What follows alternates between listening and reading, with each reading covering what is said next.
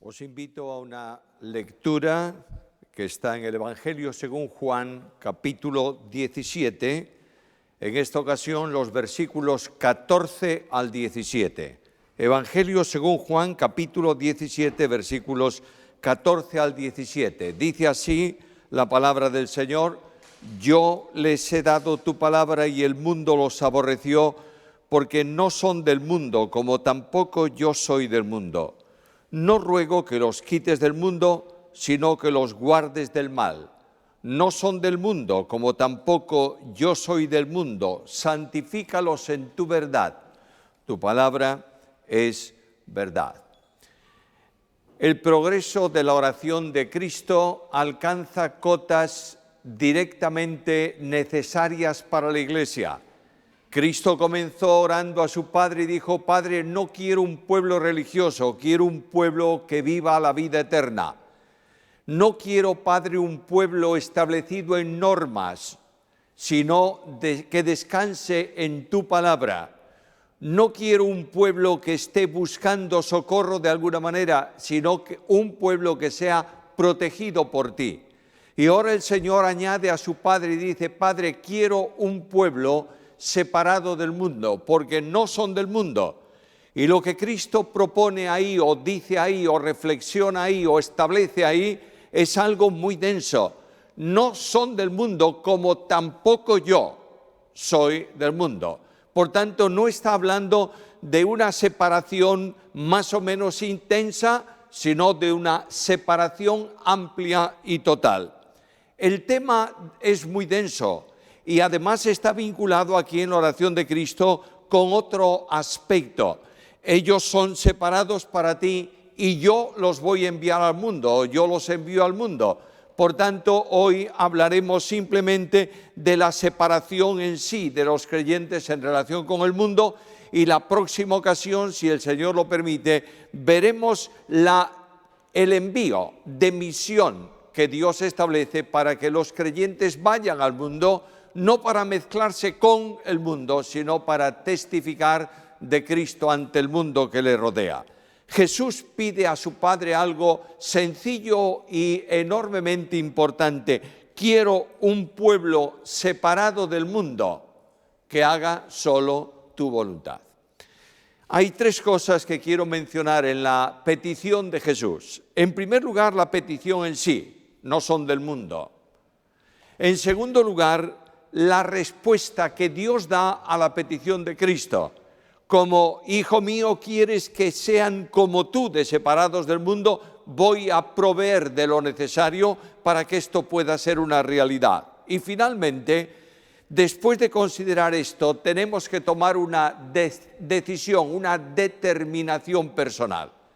Si Cristo dice no son del mundo, si Dios habilitó el modo para que no seamos realmente del mundo, seamos separados para Él, yo tengo que tomar una decisión personal, una determinación en relación con lo que Cristo establece, y salir de aquí esta mañana, y los que están en las casas también, con una decisión seria: vivir lejos del mundo, caminando en el mundo.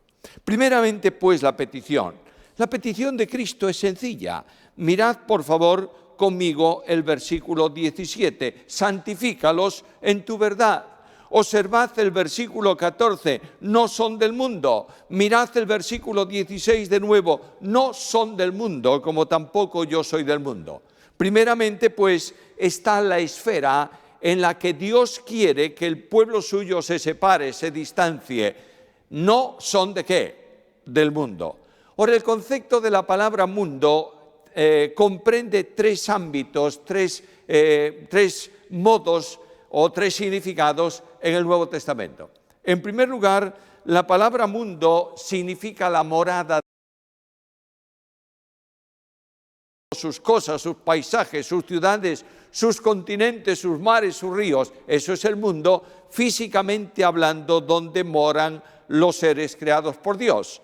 El segundo concepto tiene que ver ya con la humanidad que vive en la tierra.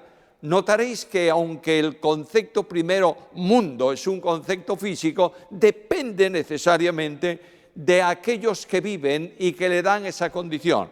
Yo soy un ciudadano del mundo. ¿Por qué? Porque vivo en el mundo. Luego el mundo es mi morada. La humanidad vive ¿dónde? Vive en la tierra. Y el segundo concepto es el lugar donde los hombres están.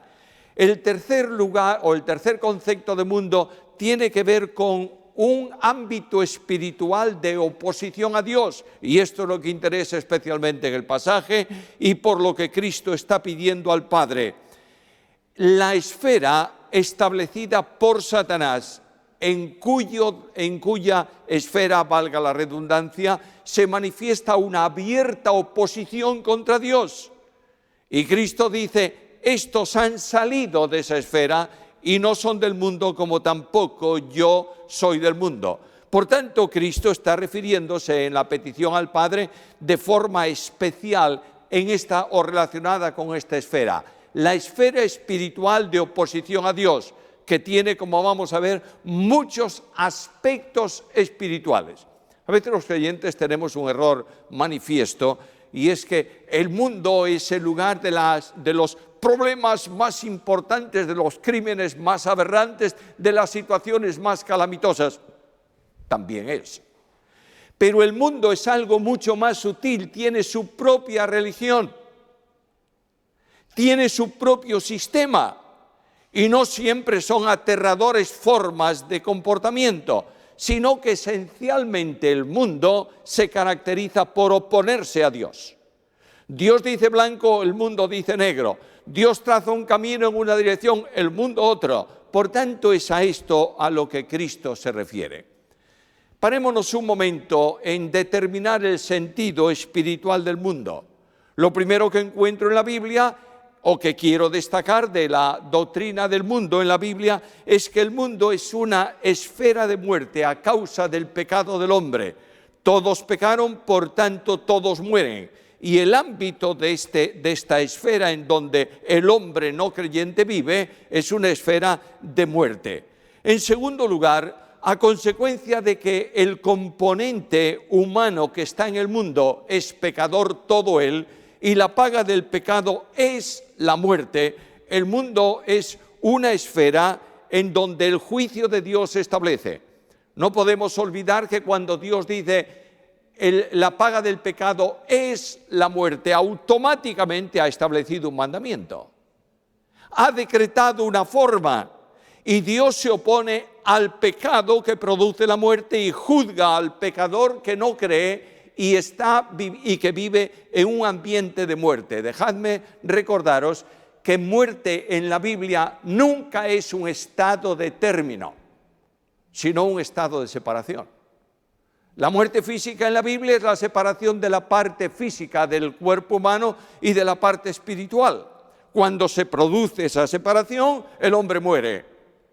La muerte espiritual es la continua separación del hombre con Dios. ¿A causa de qué? A causa del pecado. Por tanto, el juicio de Dios sobre el pecado es la muerte, y el mundo, que es una congregación de muertos espirituales, está gravitando bajo el juicio de Dios. Este mundo tiene un sistema de sabiduría propio, pero la sabiduría del mundo es una sabiduría que está en abierta oposición a la sabiduría de Dios. Así la Biblia lo califica de necedad, de vanidad. Leo la Escritura, primera carta a Corintios, capítulo 3, versículos 19 y 20. Porque la sabiduría de este mundo es insensatez, necedad, locura, algo incontrolable, algo que no cabe en el pensamiento de Dios. Es insensatez para con Dios, pues escrito está: Él, refiriéndose a Dios, prende a los sabios en la astucia de ellos. Y otra vez, el Señor conoce los pensamientos de los sabios, que son vanos. Por tanto, la sabiduría del mundo es una sabiduría en oposición con Dios.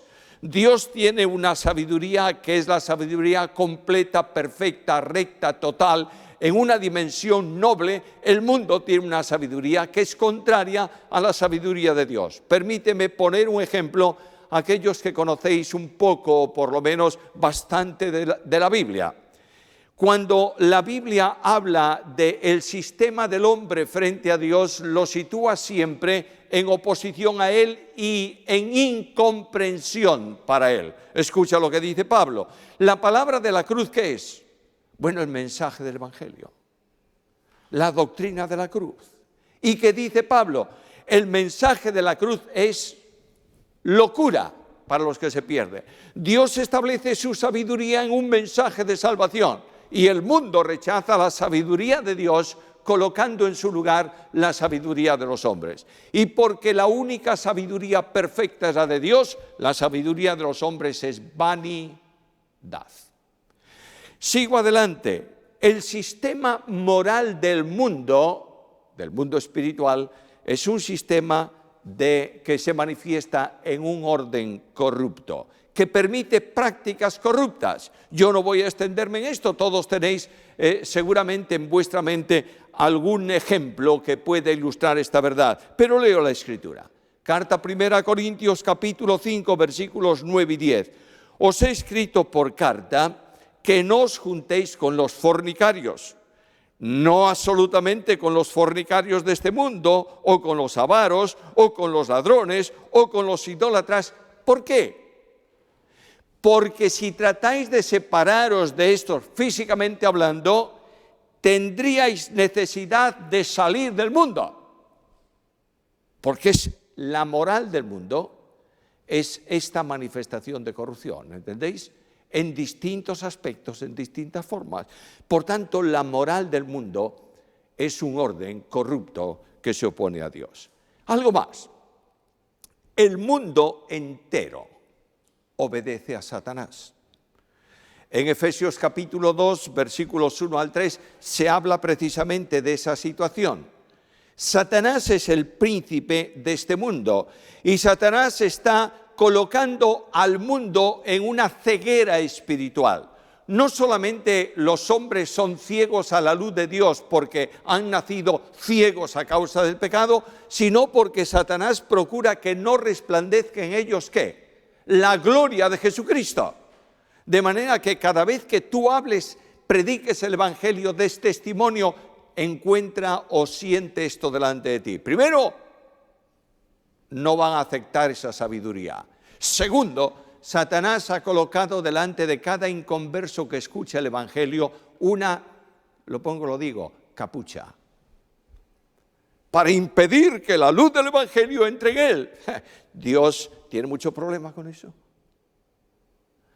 Leo la Biblia. Dios hace resplandecer su luz en el corazón. ¿Notáis esto? Satanás procura entenebrecer por fuera, Dios brilla por dentro. Y es precisamente el Evangelio de la gracia que ilumina interiormente el corazón del hombre. De otro modo, nunca podría distinguir la luz de la palabra de Dios. Ahora este sistema de mundo se opone a Dios y aborrece a Cristo. ¿Notáis que desde el principio del ministerio de Jesús predicaba la Biblia o no? Sí. ¿Jesús hacía notar las verdades de Dios a los hombres de su tiempo? Sí. ¿Qué hacían los religiosos de su tiempo? No solamente se oponían al mensaje, se oponían a Jesús. Nota lo que dice el versículo 14. Yo les he dado tu palabra. ¿Resultado? El mundo los aborreció. ¿Por qué? Porque no son del mundo, como tampoco yo soy del mundo. Por tanto, el mundo se opone abiertamente a Dios y aborreció a Cristo, y va a aborrecer ¿a quién? A los cristianos. Mirad, hermanos míos, estamos pasando por un tiempo de bonanza en donde no hay persecución, donde solo el virus cerró las puertas de nuestro templo esta mañana. Pero nadie te dice nada. Es más, cuando a veces tú hablas con alguien te preguntan las prácticas religiosas de la iglesia. Cuando me preguntan yo me pongo un poco nervioso porque yo no creo en la religión en ese sentido, pero yo le digo cómo funcionamos y por qué lo hacemos y la gente dice, ¿qué qué interesante. No había caído yo en esto. Y somos un poquito raros, pero somos algo necesario para una sociedad múltiple que el mundo tiene y que procura. Quiero deciros que el sistema del mundo que se opone a Dios, tarde o temprano se levantará en contra de los cristianos. Leí ayer una noticia que no sé si será una de estas noticias mentira o no. Simplemente digo lo que oí. Y es que en altas esferas de una iglesia mundialmente establecida se está diciendo que la Biblia es un libro caducado y que hay que hacer una nueva relectura de la Biblia, porque hay cosas en la Biblia que son aborrecibles para el sentimiento del hombre y hay cosas de la Biblia en el Nuevo Testamento que tienen que ser cambiadas en relación con la sociedad. ¿Crees eso o no? Bueno, yo no sé si crees la noticia o no, yo no puedo afirmarla, no tengo base, simplemente digo lo que he oído. Pero este es el sistema del mundo. Y el mundo está caminando para perseguir a Cristo. ¿Y Cristo brilla en quién? En los cristianos. Por eso, el mundo no reconoce a Dios. Ahora, voy a ir terminando este primer punto. ¿Cuál es el sistema del mundo? ¿Cómo funciona el sistema del mundo? Primeramente, el mundo está controlado y regido por Satanás. ¿Sabes que Jesús llama a Satanás 3 veces en el Evangelio, según Juan, el príncipe de este mundo? Por tanto, el mundo ha sido ordenado por Satanás para llevar a cabo su propósito. Leo Juan capítulo 8, versículo 44. Vosotros sois de vuestro padre el diablo, y los deseos de vuestro padre queréis hacer. Él ha sido homicida desde el principio y no ha permanecido en la verdad porque no hay verdad en él. Cuando habla mentira, de suyo habla, porque es mentiroso y padre de mentira. Ahí tienes el controlador del mundo. ¿Cómo es? Mentiroso, homicida. ¿Cómo es el resultado del control que él ejerce? Pues produce lo mismo: mentira, corrupción y muerte. El sistema del mundo, y quiero que entendáis bien esto, que no haya nadie esta mañana que no entienda esto a la luz de la Biblia. El sistema del mundo comprende los gobiernos de la tierra. Lo digo de nuevo. Los gobiernos de las naciones son cosa del mundo. Y ahora viene un problema. Si el mundo entero está bajo de Satanás, ¿los gobiernos de la tierra están bajo quién? Bueno, bajo Satanás, bajo su control, bajo su influencia, bajo su poder. Daniel capítulo 10, versículos 13 al 20, Mateo capítulo 4, hay un montón de citas de la Biblia que lo confirman. Estos gobiernos actúan en favor de Satanás mediante la legislación, las leyes que promueven. Notaréis que en el último tiempo las leyes que los países del mundo promueven están contrariamente establecidas contra la voluntad de Dios. ¿Es así o no es así? Para alguna ley que sale que puede favorecer a una persona, 2 personas, la razón de ser de la legislatura del mundo es oponerse a la voluntad de Dios. El mundo camina a un propósito diabólico: poner un hombre en el trono de Dios. ¿Lo entiendes? Tú lees la Biblia, la profecía bíblica. ¿Cuál es el programa de Satanás? Colocar a su hombre en el trono y que tenga el control de los reinos de este mundo. Se va a cumplir. Ese hombre surgirá en el momento en que el plan de Dios permita esa realización. Y esto corresponde al programa de Satanás para el mundo. El mundo tiene su propia condición. Leo un texto de la Biblia, primera carta de Juan, capítulo 2, versículo 16. Porque todo, notad esto, todo, no algo, todo lo que hay en el mundo, los deseos de la carne, Los deseos de los ojos y la vanagloria de la vida no provienen del Padre, sino del mundo. Aquí tienes el sistema. A veces las cosas que nosotros hacemos, y yo las hago, tienen influencia del sistema. Estamos viviendo en medio de él, rodeados por él, y en alguna medida nos arrastra en ciertas cosas. Pero la Biblia me dice, las cosas del mundo son utilizadas por Satanás para producir acciones pecaminosas. Los jueves estamos estudiando, desarrollando el estudio basado en el Sermón del Monte, conforme al libro que escribió Charles Swindoll, Una fe sencilla. Y ahí puedes notar que de una forma sutil, las cosas promovidas por el mundo afectan una vida de piedad aparente. Sigo adelante. La oposición del mundo la tienes aquí en el versículo 14 que leíamos. Como no son del mundo, el mundo los aborreció, porque la ciencia del hombre no puede aceptar la ciencia de Dios. Nota esto y voy a ir terminando. Nadie se asuste, no voy a extenderme de la misma manera en el punto 2 y en el punto 3, lo voy a abreviar, pero permitidme que el punto 1, que es el básico de esta mañana, sea un poco más extenso. El mundo tiene su religión. No, el mundo es irreligioso, no te lo creas. La religión del mundo está enseñada a lo largo del Nuevo Testamento y Pablo dice a Timoteo en carta segunda, capítulo 3, versículo 5, que tendrán apariencia ¿de qué? De piedad, pero negarán la eficacia de ella.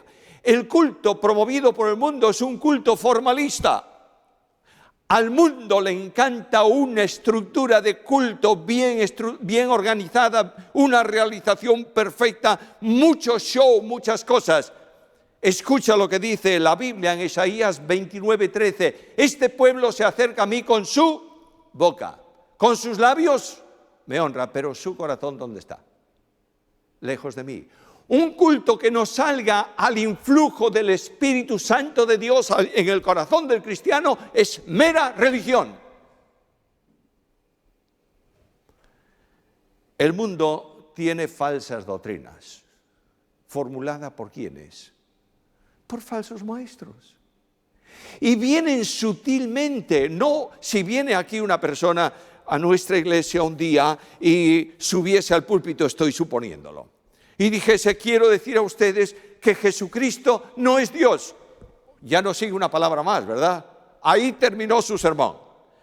Pero si viene alguien y te dice que hay una sensibilidad especial para ciertas manifestaciones, ¿verdad que no lo vas a rechazar tan rápidamente? Estamos rodeados de moldes y de estructura que los falsos maestros predican hoy. Lo dije muchas veces a lo largo de la pandemia, me he saturado de estupideces por televisión. Y de escuchar a predicadores, entre comillas, diciendo lo que no se sostiene en la Biblia. Todo cuanto no descanse en la Biblia no procede de Dios. ¿Me entiendes esto o no? Bien, falsos maestros. Trato riguroso para dar apariencia de piedad. Si hay algo que me entusiasma, ¿sabes qué es? Cuando alguien me pregunta, ¿cuánto tiempo dedicas tú a la Biblia? Y yo le digo, pues tantas horas, y la gente dice, ¡oh, vaya! Soy un necio cada vez que pienso eso. Cuando se dedica a un tiempo de oración, no importa cuánto sea y por qué sea establecido por sistema, estamos teniendo apariencia de piedad. Cuando vienes al culto a participar de la Santa Cena y tienes sentado ahí alguna persona que tiene algo contra ti y no lo ha resuelto, eres un piadoso aparente. Puedes dedicarte al ayuno todos los días del año y todas las horas del día. Si lo haces para estar en una lista o para que te aplaudan, ese es un acto mundano. ¿Me estás entendiendo con claridad o no? Precisamente al mundo le interesa la apariencia de piedad Y el mensaje del mundo es el mensaje que descansa en la palabra del predicador, no en la palabra de la Biblia. El esfuerzo por ser santos. ¿Cuántos tratos duros le hemos dado al cuerpo? Al menos yo, a lo largo de mi historia evangélica. Esto no se puede, aquello no se puede, hay que vestir así, ponerse... ¿Y qué? Pues oye, qué barbaridad, qué gente más santa, qué hipocresía más tremenda. El asentamiento del mundo está en Satanás mismo. Escúchalo. Voy al otro punto. Todo el mundo descansa en el maligno. Lo que dice el texto es que como un bebé, ¿has visto un bebé? Está ahí medio inquieto, te sientas, lo colocas en el regazo, lo aprietas un poquito y al cabo de un rato se durmió. Ahí tienes el mundo. El mundo descansa en el regazo del maligno y duerme bajo el control de Satanás.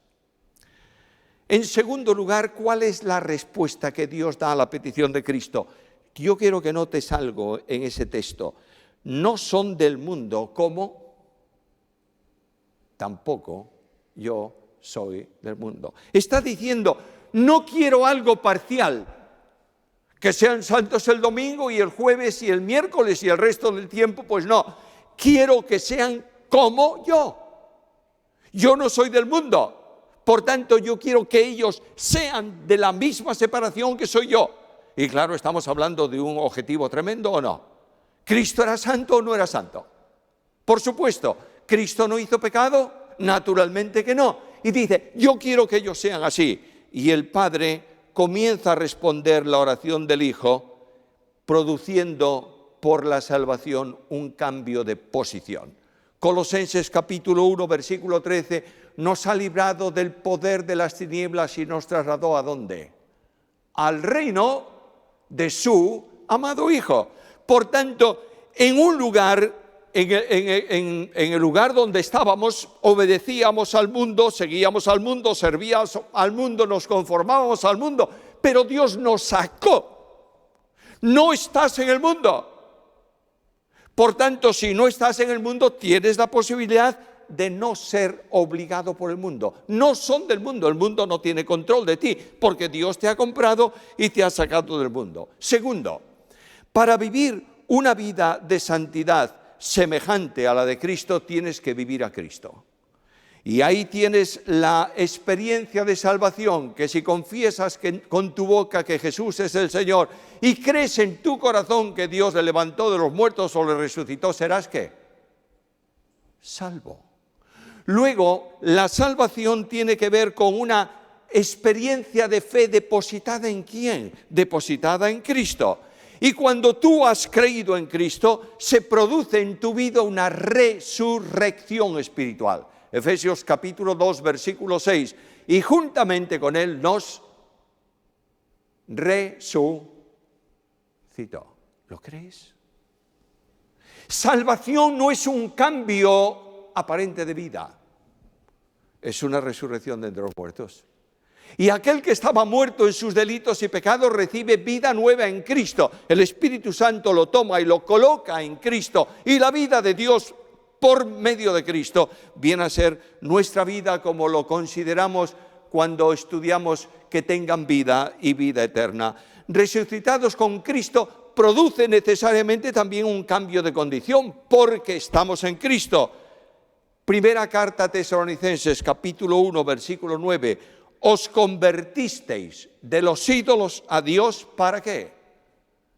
Para servir al Dios vivo y verdadero. De modo que la conversión es un cambio absolutamente de condición. Antes servías a los ídolos, ahora sirves al Dios vivo y verdadero. Y esto es posible por la regeneración espiritual. Cuando tú crees en Cristo, no simplemente has creído en Cristo y recibiste perdón de pecados, has sido regenerado, cambiado de condición. Si el creyente o el que dice que ha creído no cambia de condición y es regenerado, no ha sido salvo. Porque la regeneración va unida necesariamente a la salvación. Y esto se produce por medio del bautismo del Espíritu. Carta primera a los Corintios, capítulo 12, versículo 13. Por un mismo Espíritu fuisteis todos bautizados en un cuerpo. Esa preposición griega que traducimos por en, se puede traducir perfectamente por la preposición hacia. El Espíritu Santo te ha tomado y te ha bautizado, sumergido hacia la formación del cuerpo de Cristo.